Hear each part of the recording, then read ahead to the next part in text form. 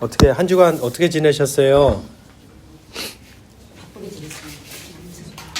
사실 감정 카드를 하나씩 선택하도록 만들까 했는데 시간이 조금 분주할 것 같아서 현재 마음은 어떠세요? 우리 상경자매 약간 한 단어로 표현하자면 설렘? 아 명절 때문에? 와우 야 좋다 우리 이재구 집사님은 평안합니다. 예 항상 평안하세요 참 우리 강찬희 집사님 명절 음식 때문에 엄청 아 이거 장난 아니신데 또 막 이렇게 하셨어요? 저희 다 합니다. 주여 제사도 안 지내는데 제사 음식 다 주여 주여 아니, 제사 음식은 아닌데 그 형식을 따라서 다 여기 집사님이요 손이 어마어마하게 커요. 손이. 살림을 못합니다. 그래서 아 아무튼 범접할 수 없는 영역이라 뭐 아무튼 대단하신데 저희 신랑이 버린 것만 계산하면 집 한 채 샀네요.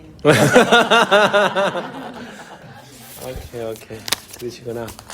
우리 어머님은 어떠셔요? 마음이 편안했습니다. 편안하셔요? 아무것도 안 하니까. 우리 신집사님은? 되게 두렵습니다. 아 두려우시구나. 뭐 때문에 두려우실까요? 어제 처음 만두를 비웠는데 하루 종일 그랬거든요. 예. 어제 끝나기 9시 넘게 끝나가지고 오늘도 계속 돼야지. 누구 어떻게 두 분만 하세요? 아니 집사님 혼자 하세요? 여기 딸들은 여기는 만두피 역할 분배를 하셨구나. 그 만두가 어떻게 나올지 기대하신 거구나. 그죠? 잘 나올지 안 나올지.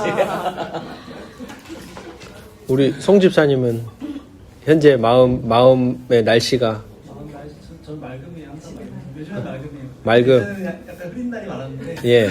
요즘은 좀 맑습니다. 아 예. 네, 저희 우리 분주와 뭘 하고 있진 않은데 이제 업무도 바뀌고 예. 우리 율 씨 어떻게 알바는 할 만하고. 예. 한번 찾아갈게. 예, 내가. 우리 네. 못 오겠는데 사실 이게 아 그래요? 하면 아 못 오겠어요? 그래도 인상 인상도 써요. 저 표정에서 인상이 어떻게 나올까 궁금하다. 난 갑자기. 오케이. 우리 시연이는 어때? 마음이 좋아. 우리 정 집사님 아무 생각 없어요. 예. 우리 재경자매. 피곤해요. 아 어제 근무. 네. 근무하고 그러면 지금 자야 되는데 지금 아니, 예배. 그건 아닌데. 그건 아니고. 네, 아빠가 5시 반에 알람을 맞춰놔가지고 그거를 끄느라 잠을 깨웠어요. 2번이나. 세상에. 제가 가만히 그 가족에 대해서 생각을 해보면 명절이 어떤 부분에선 참 어려운 부분 중에 하나가 되는 이유가 가장 가깝기 때문에 배려가 더 상실되는 경우가 많더라고요. 집에서 저랑 아내나 이렇게 트러블 생기는 경우는 막 거대한 역사적인 대의적 명분을 두고 싸우는 게 아니라 진짜 소소한 그 상황 속에서 말 한마디가 툭 나왔는데 그 말이 마음에서 안 지워지는 거예요. 영혼이 오래 남아. 방에 들어가가지고 혼자서 곱 씻고 있어요. 저도 왜 나한테 저렇게 얘기하지? 저도 그래요. 근데 이제 그걸 가지고 곧바로 법정에 세워서 양쪽 막 변호하고 논쟁을 벌이면 이제 이게 완전 큰 불이 되는 거고, 조금 상대 자리에 서보려고 하는 약간 애씀이 있으면 조금 그렇게 되지 않는데, 좀 가족 안에 더 따뜻해야 되고 더 상냥해야 되는데 그게 잘 안 되지 않나. 저도 딸들한테도 그래요. 아무튼 예, 더 배려해 주십시오.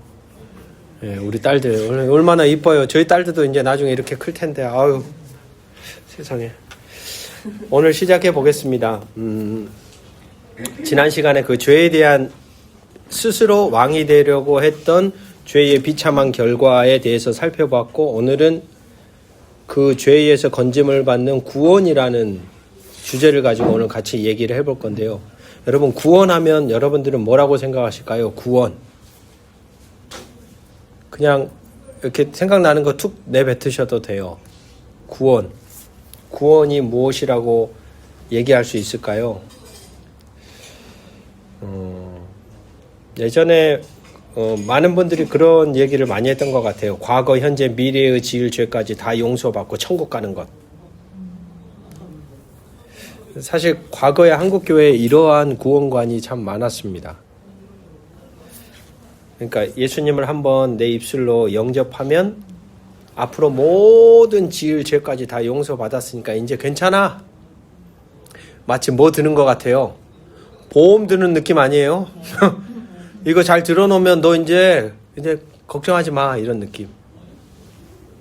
그래서 거기서 좀 더 나가면 어떤 이들 같은 경우는, 이단 같은 경우는 아예 어떤 날짜에 강조점을 둬요. 구원받은 날짜 언제냐, 시간 언제냐, 너 그걸 모르면 너 구원받은 거 맞냐 하면서 막 거기에 집중하는 경향을 있기도 했죠. 그러니까 구원이라는 걸 우리가 보통 생각할 때 사망 후에 타는 보험 정도로 생각하는, 근데 이 구원에 대한 정의가 되게 중요합니다. 왜냐하면 여러분 보세요. 사망 뒤에 받는 보험이라는 개념으로 정의를 내리면 지금 살고 있는 나머지 우리 인생은 어떻게 되는 거예요? 의미가 없어지는 거예요. 그럼 죽을 때까지 그럼 나 어떻게 살아야 돼? 이 부분에 대한 답을 발견하기가 어려운 거예요. 그러다 보니까 사람들이 그냥 이런 생각하는 거예요. 나한테 죽음 뒤에 가져갈 티켓 여기 있어. 나 이제 천국행 티켓 이거 끊어놨으니까 이제 나는 뭐 해도 돼. 이제 내 마음대로 사는 거야. 막. 그래서 예전에 보셨을까요? 뉴스에서 구원파 사람들이 사실 차마 입에 담기도 어려운 그 살인죄나 그런 걸 저질렀음에도 불구하고 그 사람들은 전혀 눈빛 하나 까딱 안 합니다. 전혀 그런 거 가지고 양심의 가책을 느끼거나 그런 거 찔림이 없어요. 왜냐하면 여기에 대한 확신이 있는 거예요, 자기들은. 무서운 거죠. 신앙이라는 게 알면 알수록 어떤 생각이 드냐면, 약간 건강하고 바른 신앙을 갖지 못할 경우에는 이 신앙이라는 게 진짜 사람을 완전히 바보로 만들겠구나. 엉뚱하게 만들 수 있겠구나. 성경이 말하는 구원은 그런 것이 아닙니다. 여러분, 요즘엔 다 스마트폰이 있죠. 기가 막힌 게 작년에 제가 어떤 장로님 댁을 밤에 찾아갔어요. 뭔 일이 있어서. 좀 이래저래 상담도 하고 대화 나눌 이야기가 있어서 장로님 댁을 딱 갔는데, 제가 딱 간 순간에 장로님 핸드폰으로 스팸 문자가 온 거예요. 근데 그걸 누르지 말아야 되는데 장로님 그걸 딱 한번 눌렀어. 그러고 나서 제가 도착을 한 거예요. 그 할렐루야 됐습니다. 진짜 그 사건이. 제가 사실 그 시간에 밤 10시인가 갔으니까 장로님 댁을. 갈 시간이 아닌데 그때 시간이 타이밍이 딱 금요일. 그러니까 이 스팸이나 피싱 사기치는 애들이 언제 포인트를 잡냐면 금요일 밤에 잡아요. 왜냐하면 금, 토, 일 시간이 비잖아요. 그럼 요리를 하기가 쉬워. 핸드폰 딱 하자마자 걔네들이 이 안에다가 그 칩을 심더라고요. 자동으로 프로그램화 해가지고. 아주 제가 그때 보험회사 그 아는 KT 직원 전화해가지고 이럴 때 어떻게 해야 되냐 그래서 그걸 또 찾아내가지고 삭제를 하고 핸드폰도 끄고. 벌써 발송이 다 됐어. 다른 이 장로님 핸드폰으로 저장 번호가 2,000개였는데 문자 메시지 결혼식 한다는 스팸 문자가 이미 지인들한테 쫙 퍼져버리고, 이제 또 그걸 또 누르면 그 사람 핸드폰을 들어가서 또 뿌리고 그리고 은행 계좌 이제 거기서 탈탈. 요즘에 핸드폰 딱 누르면 곧바로 다 이체되니까. 장로님 또 돈이 많으신 분이셨는데 장로님 저한테 고마워하시면서 그런 일이 있었어요. 여러분, 스마트폰이 해킹이 되면 이걸 이제 좀비폰이라고 보통 얘기하더라고요. 분명 하드웨어는 내 건데 작동은 이제 해커들이 마음대로 하는 거죠. 카메라가 나를 감시하기도 하고 연락처로 스팸 문자를 보내고. 이제 죄의 상태라는 게 이런 상태인 거예요. 분명히 몸은 있는데 이 주도권을 상실한 상태, 주권이 완전히 바뀌어버린 상태. 분명히 내 인생인데 사탄이라는 해커가 내 삶을 마음대로 쥐고 흔드는 것. 그러면 구원이라는 건 뭘까? 그냥 백신 프로그램 하나 까는 정도가 아닙니다. 아예 스마트폰을 공장 초기화 시키는 거예요. 기계를 처음 출시하는 것 같이 그냥 리셋하는 거예요, 아예. 그리고 거기에다가 예수 그리스도라고 하는 새로운 운영체제를 완전히 까는 거. 구원은 그래서 죽은 뒤에 일어나는 일이 아니라 지금 이 순간 같이 한번 우리 따라해 볼까요? 내 삶에 주인이 바뀌는 거대한 혁명이다. 거대한 혁명이다. 예전에 사형리 책자 가지고 누가 와서 저한테 그러면 저 예수 믿을게요 그러면서 제가 받아들이고 영접 기도하고 그랬는데, 여러분 신앙이라는 게, 저도 이제 목사로 살고 있지만 알면 알수록 그 고백이 얼마나 엄중한 것이고 얼마나 무거운 것인지를 이제 알겠어요. 이제. 그때는 그냥 옆에 사람이 인도하는 대로 따라하면 끝이네, 그냥 말로 따라하면 끝이네, 이런 느낌이었더라면, 이제 목사로 제가 40대 중반을 지나면서 느끼는 거 뭐냐면, 이걸 이렇게 고백하면서 한다는 것은 이건 진짜 삶의 어마어마한 도전이면서 동시에 혁명인 거예요, 사실. 여러분, 주인이 바뀌는 게 쉽지 않잖아요. 한 주일 동안 어떠셨어요? 누가 주인이세요? 아내가 주인이신가요? 이재구 집사님? 예, 대답 안 하시네요. 아무튼 저마다의 주인들이 다 있어요. 근데 그리스도인은 누구냐? 예수 그리스도라고 하는 주인, 그 주도권 아래에서 살아가고자 이제 내 삶의 주도권을 내가 아예 당신에게도 이양하겠습니다라고 하는, 이건 사실 한 번에 끝나는 게 아니잖아요, 여러분. 오늘 이제 살펴보겠지만, 주인을 바꾸는 사건을 가리켜서 그래서 회심이라는 말로 표현합니다. 성경에서 말하는 구원 사건은요, 과거 사탄과 죄의 지배 아래에 있던 상태에서 예수님으로 주인을 바꾸는 것입니다. 이걸 메타노이아, 회심이라고 얘기를 하는데, 주인을 바꾼다는 건 어떤 의미일까요? 주도권을 내려놓는다. 약간 추상적인 의미보다 약간 구체적으로 어떤 거예요? 예를 들어 상경자매, 주인이 바뀌었어요. 그러면 당장에 어떤 일들이 일어나요? 주인 마음대로 이제 되겠지. 생각이 바뀌어.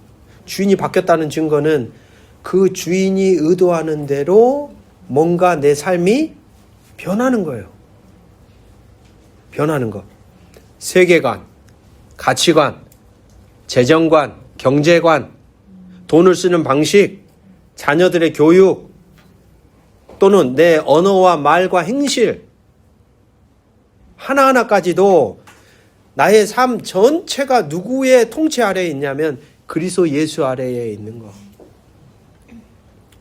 그러니까 여러분, 입술로만 그냥 믿습니다라고 시인하는 게 구원이 아니에요. 로마서 10장에 이 고백이 나옵니다. 거기서 시인한다라는 세팅, 그 전제 조건은 뭐냐면요, 그러니까 바로 옆에 황제가 있는 거예요. 그리고 그 앞에 누가 있어요? 그리스도인인 내가 붙들려 왔어. 그때 황제가 물어요. 너 예수 그리스도를 왕으로 여길래? 나를 왕으로 여길래? 너가 나를 왕으로 여기면 너 저 콜로세움 경기장 밖에 있는 황금 마차에 태워서 너의 집으로 보내줄 거야. 그때 이 사람들이 시인한다는 건 그거예요. 자기의 생명을 담보로 그래도 내 인생의 주인은 예수님입니다 라고 고백하며 형장의 짐승의 밥이 되기도 하고 사지가 찢겨지기도 하고 거기서 화형을 당하기도 하는 그 자리에 들어갔던 거예요. 사실 이 고백이라는 게 그렇게 생각하니까 여러분 되게 어때요? 엄청난 거예요, 사실. 근데 오늘날 그 신앙을 우리가 너무 쉽게 간편화 시켜버렸어. 너 예수 믿기만 하면 돼. 생각도 없어요. 그냥 복 준다니까 그냥 덥석덥석 물었는데, 사실 그렇게 가벼운 의미가 아니라 예수를 믿는다는 의미는 되게 엄중하면서도 자기의 어떤 존재의 어떤 뿌리가 되는 것을 교체하는 작업인 건데, 이걸 우리가 너무 간소화시켜버린 거예요. 믿는다라는 의미. 여러분, 어떤 사람들이 그렇게 믿는다라고 고백을 할 수 있을까요?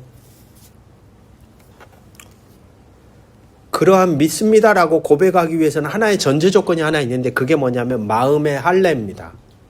마음의 할례. 제가 한 2년 동안 저 수영 우리 딸들 데리고 신대 거기서 수영장을 등록을 해서 갔어요. 그래서 2년 저도 수료를 다 했습니다. 저는 정말 드럼통인 줄 알았어요. 뜨질 않아요, 몸이.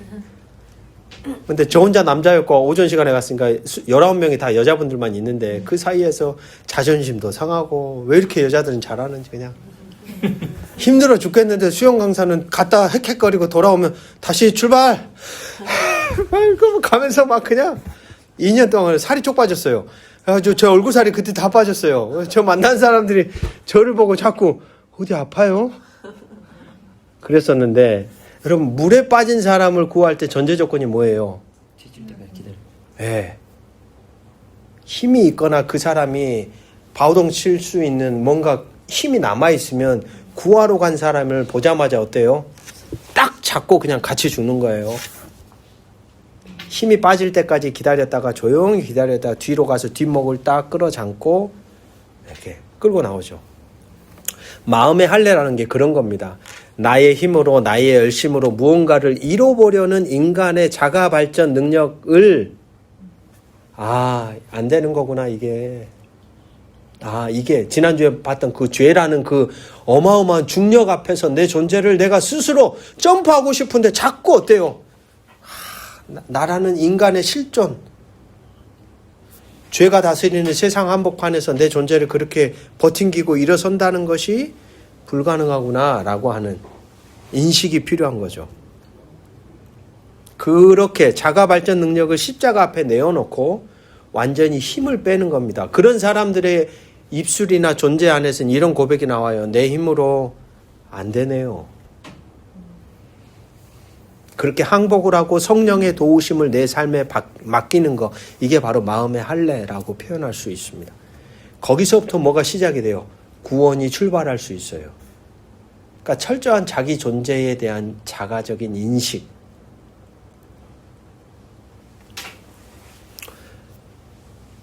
우리가 구원을 말할 때 꼭 알아야 할 두 가지 단어가 있습니다. 첫 번째가 뭐냐면 칭의. 그리고 또 하나가 성화. 보통 이것을 갖다가 예전에 이제 그렇게 이해하신 분들이 시간적 순서로 이해하는 분들이 있어요. 예수를 믿어 의롭게 하심을 얻고 1단계 칭의, 그 다음에 2단계, 그 다음에 열심히 노력해서 거룩해지는 것. 마치 1단계를 밟고 나가야 2단계로 출발할 수 있는 것 같은. 근데 이렇게 생각하면 사람이 어떻게 생각할 경향성이 되게 많냐면, 일단 칭의, 너 의롭다 칭함을 받았어, 넌 하나님의 자녀야 라고 하는 이 단계를 통과했기 때문에 스스로 생각할 때 나는 이제 하나님의 자녀야, 천국행 가는 티켓은 따놓은 당상이야, 여기에 딱 뭐예요? 안주해버리려는 경향이 많아요. 성화는 좀 부족해도 차차 살면서 바꿔가면 되지, 구원받는데 지장 없겠지, 이렇게 생각한다는 거예요. 그러다 보면 여러분 많이 보죠. 교회를 다니면서도 삶은 변하지 않는 이른바 무늬만 그리스도인인 이들이 양산됩니다. 네, 문제죠 사실. 구원은 받았지만 삶은 뭐여도 된다. 개판이어도 돼. 어차피 은혜로 구원 받았으니까.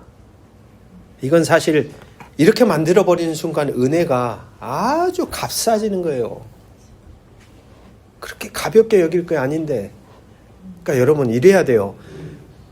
나라는 존재가 칭의함을 얻었다는 것은 감히 측량할 수 없는 그 엄청난 은혜거든 사실. 그 은혜를 내가 입은 줄 알았다면 그 은혜를 남용해가지고 이제 내 마음대로 살아도 되라고 말하는 게 건강한 반응이 아니라, 이제 그 은혜의 부름 앞에서 나를 어떻게 하면 하나님이 원하는 존재로 살아갈까를 고민해야 되는 거예요. 이게 건강한 방향점인데 사람이란 존재가 얼마나 이렇게 자기중심적이에요. 구원 받았으니까 이제 나 참 개판이어도 되네. 근데 여러분 보세요. 성경에 보면 하나님께 분명히 부름을 받아가지고 쓰임 받았지만 구원이 취소된 흔적들이 있어요, 없어요? 있어요.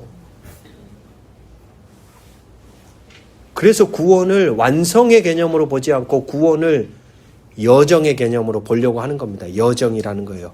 하나님이 나를 부르셔서 하나님 앞에 설 때까지는 나의 구원이 어떻게 될지는 나는 알 길이 없는 거예요.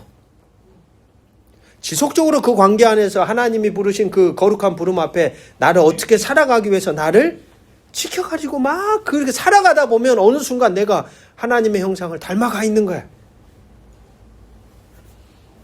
그래서 시간의 순서의 개념으로 바라보면 안 되고 동전의 양면입니다.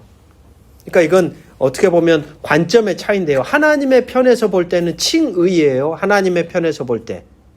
예수님을 주인으로 모시는 순간 하나님의 편에서 볼 때는 칭의가 일어나요.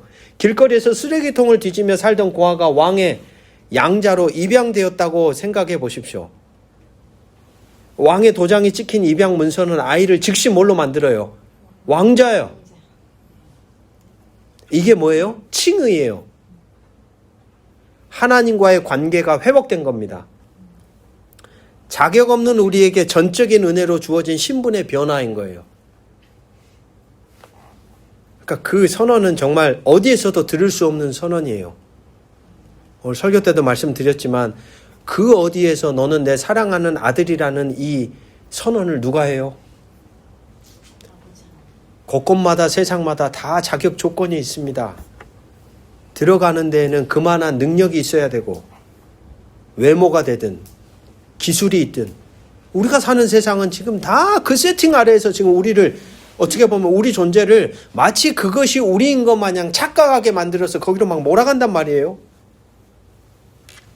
근데 하나님은 우리를 어떻게 부르냐면 넌 죄가 없어. 넌 내가 사랑하는 아들이야. 원래 너는 내가 사랑하는 아들이었어. 하는 거야. 한 번도 그 사실은 변한 적이 없어. 근데 아들 예수를 통해 다시 우리로 하여금 원래 우리를 그렇게 빚으셨던 그 정의를 다시 새겨주시는 거예요. 하나님의 편에서 볼 때 그래서 그것은 칭의가 되는 거예요. 그런데 세상의 편에서 볼 때는 성화가 됩니다. 여러분 식탁에 그렇게 이제 왕의 양자가 됐어요. 그래갖고 저같이 이렇게 식탁에 앉았어요. 옆에 이재구 집사님이 왕이에요. 야 같이 밥 먹자 그랬는데 우리 이재구 집사님은 아주 세련되게 칼 딱 해가지고 집게랑 이렇게 포크 해가지고 싹싹싹 먹고 있는데 저는 거지였단 말이에요. 그 칼을 잡아요 못 잡아요? 이딴 거 필요 없지. 그냥 확 밀고 뭐예요? 곧바로 뼈다귀 든다 막 이렇게 막 뜯고 할 거 아니에요. 그러니까 여전히 몸은 하나님의 자녀로 부름을 받았고 그 자리에 머물러 있지만 여전히 우리의 존재됨 자체는 예전의 삶의 패턴과 생각과 방식이 그대로 녹아 있거든. 그래서 뭐 해야 돼요? 배워야 돼요. 자라가야 하는 거야. 그게 성화죠. 그러니까 세상의 방식과 구별되어 왕의 자녀답게 사는 법을 익히는 같이 한번 따라해 봅시다. 존재의 변화. 네, 존재의 변화. 전에는 세상이 시키는 대로 또는 내 욕망이 이끄는 대로 내 마음대로 또는 부모의 말대로 또는 친구들의 말대로 또는 세상의 어떤 가치대로 막 이렇게 따라왔는데 이제는 주인이 바뀌었기 때문에 거기에서 비로소 이 부름을 들었기 때문에 우리가 거부할 수 있는 힘이 생긴 거예요. 그전에는 그걸 거부할 수 있는 힘이 없어. 왜? 기댈 구석이 없는데 어떻게 아니오라고 얘기해요. 세상의 방식을 따라 살아가야 되겠다는 불안과 두려움이 늘 엄습하고 있는데 그 소리에 대해서 어느 누가 배짱 있게 아니야. 나 다른 방식으로 살 거야. 그럼 그 방식이 뭔데? 답이 없잖아요. 그런데 하나님이 우리를 뭐라고 불러요? 너는 존재 자체로 내가 사랑하는 아들이요 내가 사랑하는 딸이야. 아, 다른 방식으로 살 수 있는 그 시작점이 하나님의 그 부르심으로부터 일어났다라는 거예요. 그렇기에 입양이 되는 순간 왕의 법도를 배우는 삶은 동시에 출발하는 거죠. 칭의가 있다면 반드시 뭐가 나타나야 돼요? 성화가 반드시 있어야 돼요.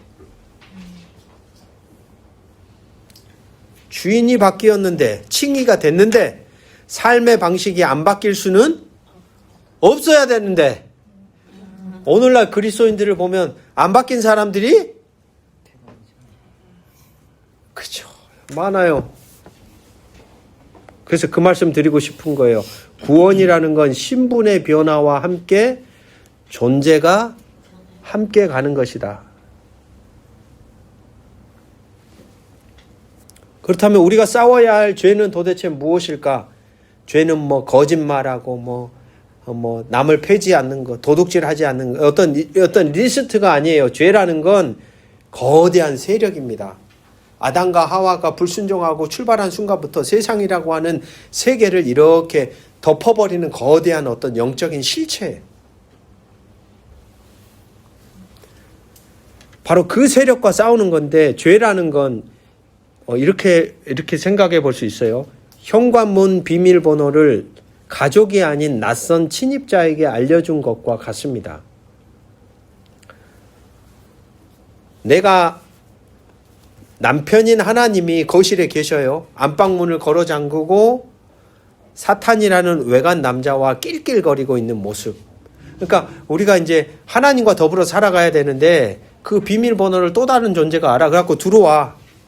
그래서 여러분 이런 이미지를 구약 성경이 많이 이용하죠. 두 글자로 계속 표현하잖아요. 이스라엘이 뭐 했다, 음행했다, 간음했다라고 표현하는 이유가 이런 개념이에요. 하나님과 같이 신랑 신부의 관계 안에서 이스라엘을 만들어서 살라고 붙여놨더니 자꾸 뒷구멍으로 누가 들어와요? 다른 남편이 들어오는 거예요. 하나님이 아닌 다른 것을 섬기는 것이 우상숭배가 아니라 하나님도 있는데 누구도 다른 대상도 들어오는 것 자체가 우상숭배예요, 여러분. 이스라엘이 무너진 이유는 하나님을 섬기지 않아서가 아니에요. 하나님도 섬기고 누구도 섬겨요? 다른 대상도 끌어왔어. 하나님은 우리의 온놈이라는 저는 단어를 많이 좋아하는데 온놈. 온놈이 뭐예요? 온놈 사투리인가요? 아, 예, 사투리. 본래 그대로. 예, 전체요.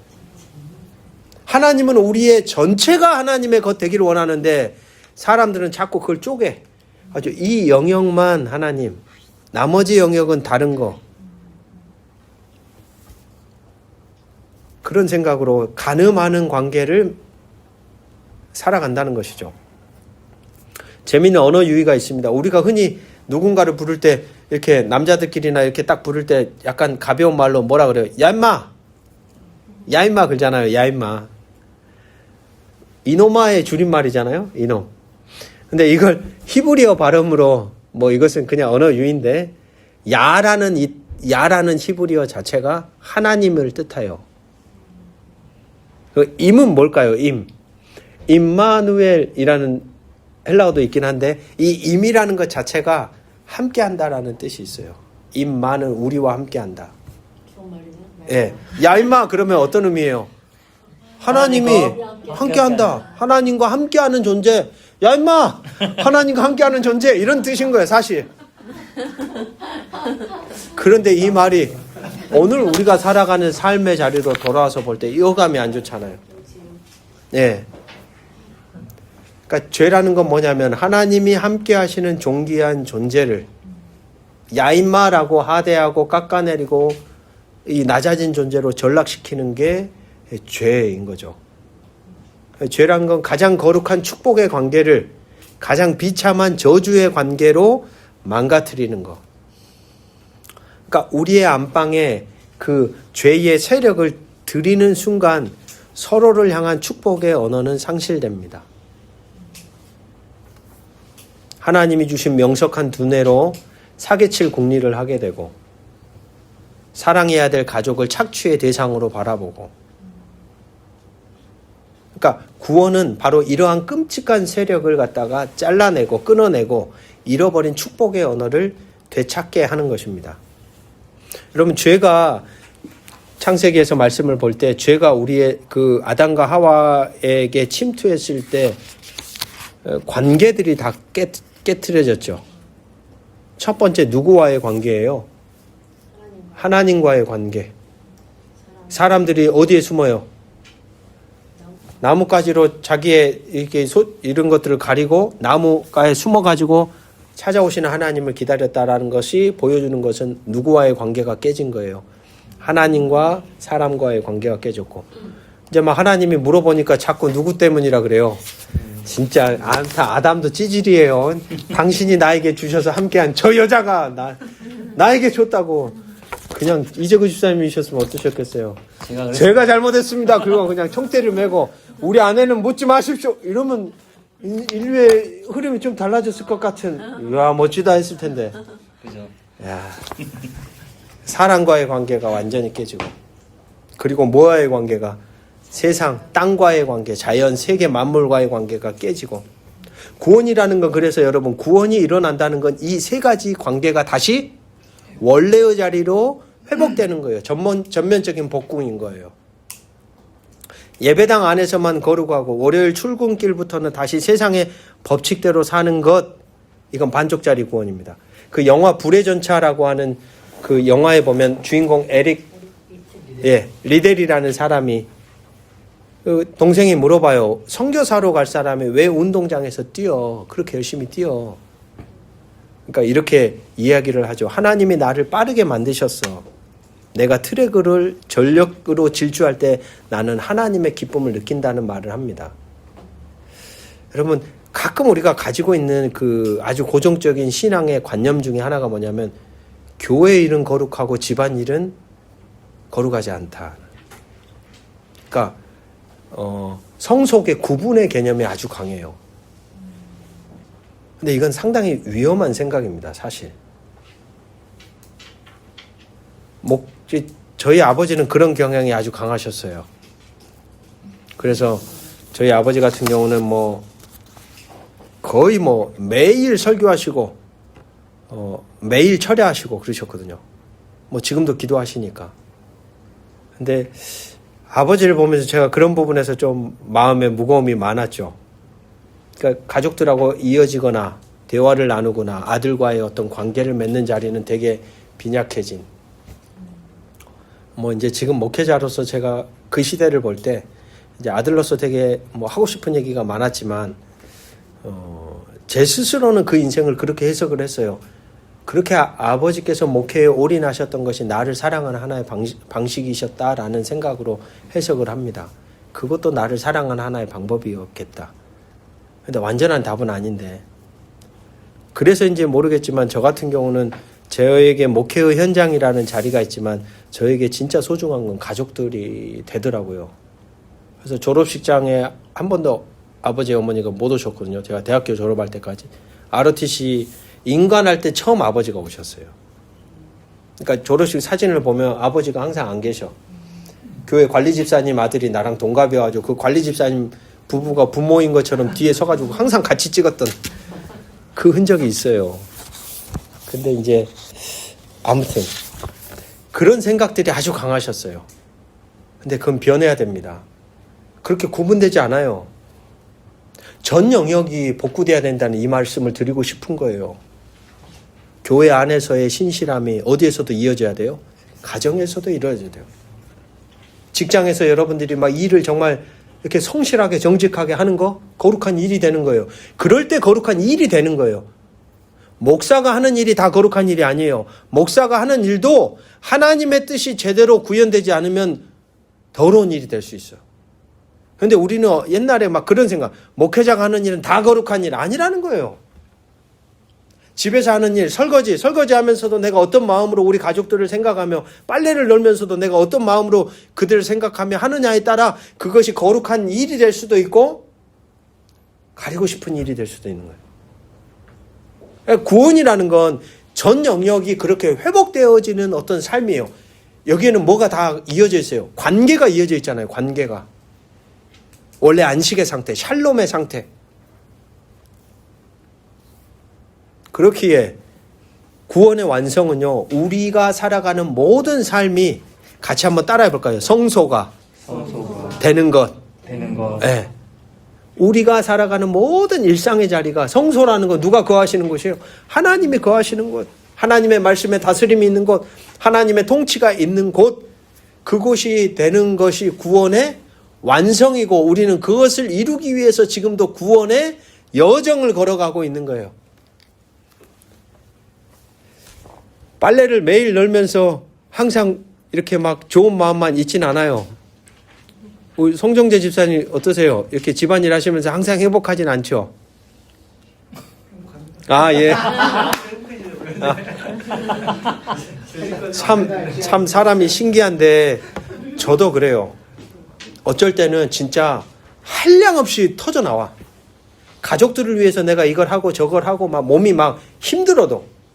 근데 참 사람은요.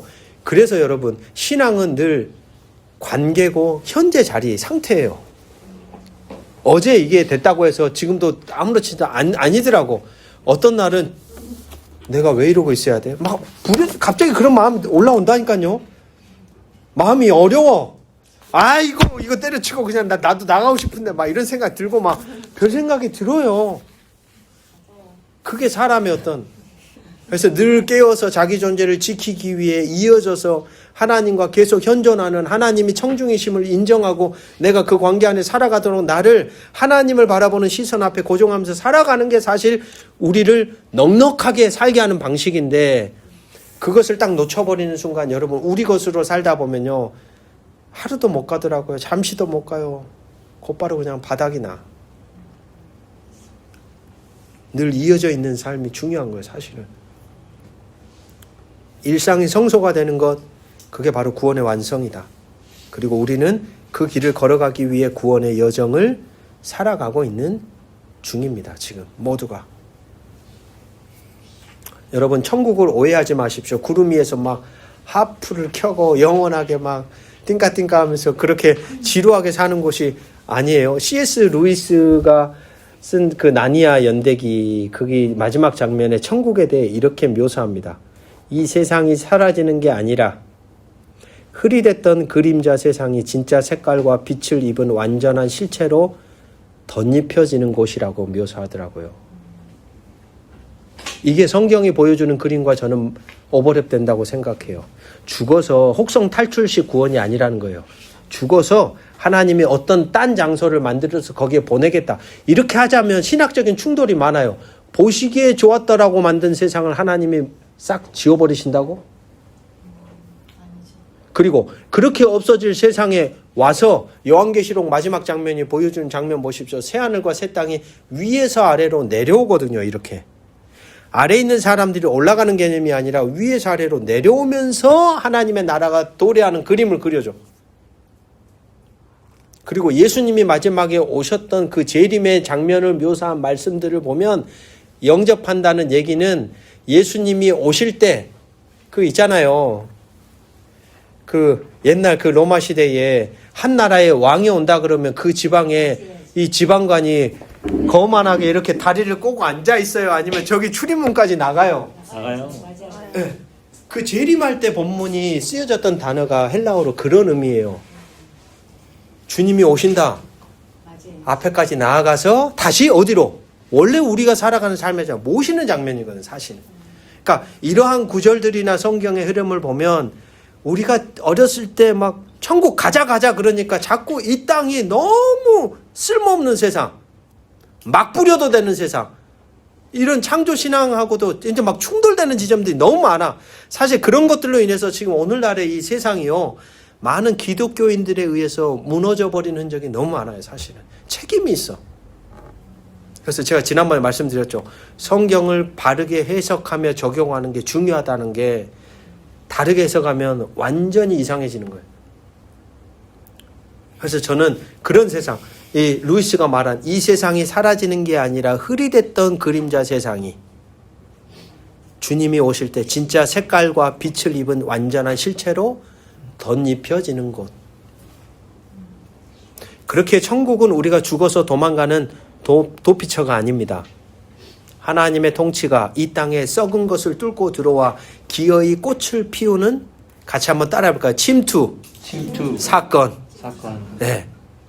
그렇기 때문에 오늘 우리가 구원의 여정 속에서 내 삶을 뭘로 만들어가야 할, 성소로 만들어가야 될 뭐가 있어요? 책임이 있는 거예요. 왜? 주님이 그것을 그렇게 만들어 가시기 위해 마지막에 오실 거니까. 우리는 그 주님을 기다리는 존재로 멍 때리고 앉아있는 게 아니라 알아서 그냥 다 하십시오라고 방관자처럼 사는 게 아니라 그 마음의 동역자가 되어서 이어져서 내 가정이, 내 직장이, 내 일상이, 내 삶이, 더 나아가 내 전 존재가 하나님이 거하시는 처소가 되어져 가도록 만들어가기 위해 애쓰는 사람들로 걸어가는 거예요. 여러분 일주일 168시간 고작 한 20여 분의 설교로 여러분이 그 세상의 죄의 권세, 소음을 이길 수 있겠습니까? 불가능합니다. 그건 정말로 말도 안 되는 소리예요.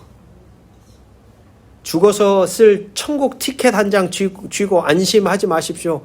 그건 잘못된 신앙이에요. 우리가 해야 될 건 오늘도 내 삶의 안방문을 활짝 열어야 돼요. 주님, 나는 정말로 나는 스스로 그걸 이길 수가 없는 존재인데 나 당신과 함께 살고 싶습니다. 여러분 그 삶을 설레는 마음으로 좀 살아가셨으면 좋겠어요. 혼자 살지 마십시오. 아침에도 우리 아동부 친구들하고 얘기했는데 얼마나 이 친구들이 받아들일지 모르겠지만 하나님은 이미 그 와이파이를 이렇게 라인을 다 이렇게 제가 놨다 그랬거든요. 연결만 하면 돼. 스마트폰 연결하듯이 아무리 백날 스마트폰 가지고 다니면 뭐하냐. 와이파이를 안 켜면 하나님과 연결이 안 될 텐데 그 연결하는 자리가 말씀을 읽는 자리라고 난 생각해. 좀 읽어보면 어떠겠냐. 징하게 말 안 들어요. 우리 딸부터 자기 자식이 제일 어려워. 대번에 얘기해요. 아빠가 목사지 내가 난 목사 딸인데? 그러긴 하지.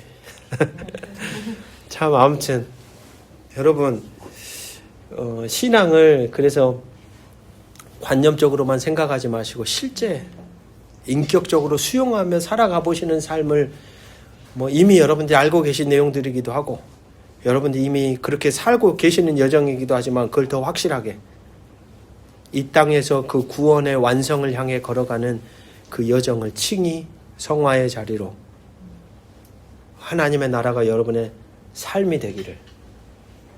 그래서 여러분의 삶 속에 제가 상경자매 삶에 들어가고 싶은 마음이 들게, 내가 상경자매 만나고 싶다.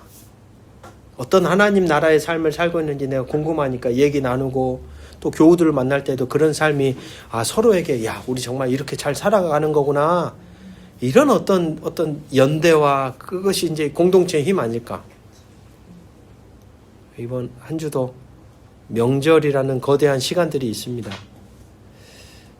잘 살다가 다음 주일에 또 뵈면 좋겠습니다. 여러분의 밥상, 책상, 일터가 하나님의 미소가 머무는 거룩한 땅이 되기를 주의 이름으로 축복합니다. 아멘. 예. 제가 사진을 찍어서 보내달라 그랬는데 잘 안 보내주셔서 저한테 보내주시지 마시고 남은 부분은 잘 작성하셔서 여러분들의 결단 당겨지게 잘 작성하시면 좋겠고요. 예, 오늘 준비한 내용은 여기까지 준비하도록 하겠습니다. 마무리하겠습니다. 좌우 바라보시면서 이렇게 고백하면 좋겠습니다. 우리 함께 잘 걸어가 봅시다. 우리 함께 잘 걸어가 봅시다. 그래 봅시다. 예, 제가 기도하겠습니다.